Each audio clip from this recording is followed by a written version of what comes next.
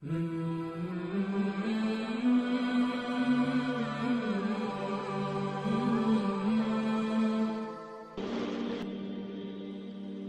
کرتا ہوں اللہ کے بابرکت نام سے، جو تمام جہانوں کا خالق و مالک ہے۔ میرے بھائیوں، رومی نے گفتگو کے 3 دروازے بتائے تھے۔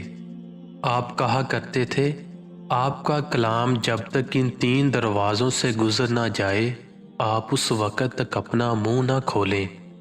آپ اپنی گفتگو کو سب سے پہلے سچ کے دروازے سے گزاریں۔ اپنے آپ سے پوچھیں، آپ جو بولنے لگے ہیں کیا وہ سچ ہے؟ اگر اس کا جواب ہاں میں آئے تو پھر آپ اس کے بعد اپنے کلام کو اہمیت کے دروازے سے گزاریں۔